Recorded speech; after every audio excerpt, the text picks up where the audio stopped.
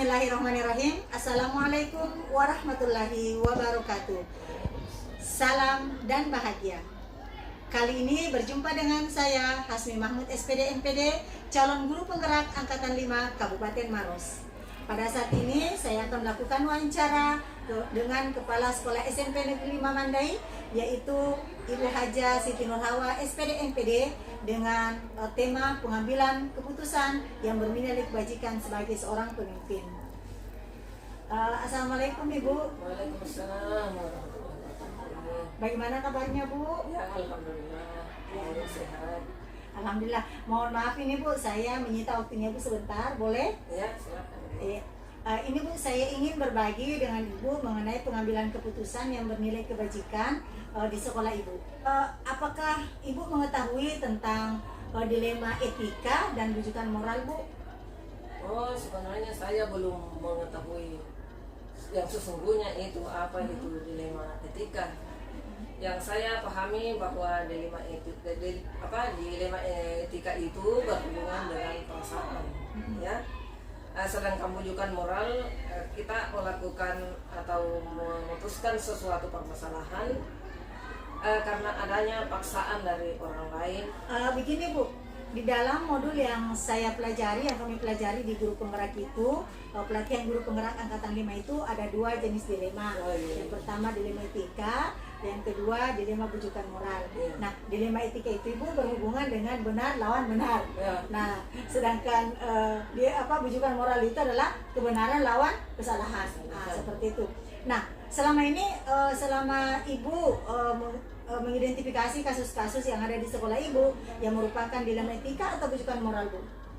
Ya, karena saya belum terlalu paham yang dimaksud dengan rujukan moral dan dilema etika, namun terkadang saya mengambil keputusan berdasarkan hati nurani, ya. Dan menurut saya keputusan itu sangat penting untuk kemaslahatan warga sekolah, dari guru atau murid. Nah, selama ini bagaimana Ibu menjalankan keputusan di sekolah Ibu, terutama dalam bentuk kasus-kasus di mana ada dua kepentingan yang sama-sama benar atau sama-sama mengandung nilai kebajikan. Seperti apa itu Ibu?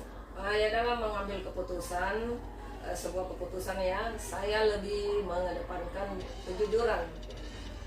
Keputusan yang bertanggung jawab, yang tidak merugikan pihak manapun. Nah, langkah-langkah apa atau prosedur seperti apa yang biasanya Ibu lakukan selama pengambilan keputusan itu Bu? Oh ya, pertama saya mengidentifikasi masalah dulu ya, mengidentifikasi masalah, meninjau permasalahan, memanggil siapa yang terlibat dalam masalah itu, mengumpulkan fakta yang terkait dengan permasalahan itu dan membuat keputusan. Ini ibaratnya yang kita mau panggil sebagai saksi itu yang betul tahu itu permasalahan. Baik Bu, hal-hal apa saja yang selama ini Ibu anggap efektif selama pengambilan keputusan, khususnya pada kasus dilema etika Ibu? Oh, yang efektif dari sebuah keputusan kasus ya, apabila yang terlibat dalam permasalahan itu dapat menerima keputusan yang diberikan.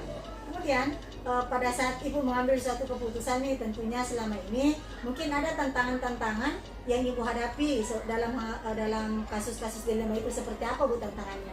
Ya betul, terkadang saya mendahulukan rasa peduli atau rasa kasihan, ya namanya kita ini manusia biasa ya, tetapi saya juga terikat dengan aturan-aturan kedinasan yang tidak bisa dilanggar. Seperti itu ya, jadi itu tantangannya Bu ya? Tantangan luar biasa. Luar biasa. Sudah menjadi dilema juga bagi seorang pimpinan. Seperti itu. ya betul. Nah, seperti ini Bu, apakah Ibu memiliki suatu tata kala atau jadwal ya sekaitan dengan permasalahan pengambilan keputusan yang ada hubungannya dengan dilema etika? Misalnya begini Bu, ada suatu permasalahan atau kasus yang berhubungannya dengan dilema etika, apakah Ibu memprogramkan itu bahwa ada jadwalnya tertentu baru menyelesaikan? Oh, dalam hal jadwal bergantung dari permasalahan. Ada yang memang harus diselesaikan pada saat itu, ya diselesaikan seketika. Ada juga yang harus dulu pendalaman, ya harus kita usut dulu permasalahannya atau kasusnya itu. Nanti kita tahu benar, tidak boleh langsung diselesaikan seketika tanpa mengusut dulu apa masalahnya ini. Seperti itu ya. Iya. Iya. Nah, ini Bu, adakah seseorang atau faktor-faktor yang selama ini yang ikut membantu mempermudah Ibu dalam pengambilan keputusan, khususnya dalam dilema etika, Ibu? Ya, tentunya saya membutuhkan orang lain dalam menyelesaikan permasalahan. Orang yang dapat membantu tentang permasalahan itu yang ada hubungannya dengan kasus itu, yang tahu persis, ya jangan sembarang orang dilibatkan tanpa mengetahui permasalahan itu sesungguhnya kejadian itu atau kasus itu. Terima kasih banyak Bu atas waktunya Bu. Terima kasih banyak. Terima kasih sama-sama. Bismillahirrahmanirrahim. Assalamualaikum warahmatullahi wabarakatuh. Pada sesi ini saya akan melakukan wawancara dengan Bapak Kepala SMP Negeri 14 Sandra Lili Kabupaten Maros, yaitu Bapak Haji Abu Bakar SPD MM, mengenai pengambilan keputusan yang bernilai kebajikan. Assalamualaikum Pak Haji. Waalaikumsalam warahmatullahi wabarakatuh. Bagaimana kabarnya Pak Haji? Alhamdulillah baik sekali. Alhamdulillah. Mohon maaf Pak Haji, ini saya minta waktu Bapak sebentar. Saya ingin berbagi dengan Bapak mengenai pengambilan keputusan yang bernilai kebajikan di sekolah Bapak. Ya, silakan Bu. Iya. Apakah Bapak mengetahui maksud dari dilema etika dan rujukan moral? Ya, ada juga saya tahu sedikit tentang itu. Apa yang disampaikan oleh Ibu, insya Allah saya akan berbagi dengan Ibu apa yang diharapkan. Iya. Begini Pak Haji, di dalam modul yang kami pelajari pada pendidikan calon guru penggerak ada terbagi dua jenis dilema, yaitu dilema etika dan rujukan moral. Nah, selama ini Bapak dapat mengidentifikasi kasus-kasus yang merupakan dilema etika atau rujukan moral? Ya, biasanya kita lakukan seperti itu karena inilah yang misalkan adalah masalah etika. Karena etika itu ada etika biasa dan ada etika sosial. Selanjutnya, selama ini Bapak dalam menjalankan keputusan di sekolah Bapak, terutama kasus-kasus yang ada berkepentingan di dalamnya, yaitu sama-sama benar, ya, atau sama-sama mengandung kebajikan. Seperti apa itu Pak? Ya, yang pertama yang saya mendefinisikan bahwa meninjau permasalahan, memanggil siapa yang terlibat dalam masalah itu, mengumpulkan fakta yang terkait dengan permasalahan, lalu membuat keputusan itu. Selama ini Bapak, adakah langkah-langkah yang atau prosedur apa yang Bapak biasanya lakukan dalam pengambilan suatu keputusan selama ini? Nah, yang pertama kita anukan itu adalah fakta.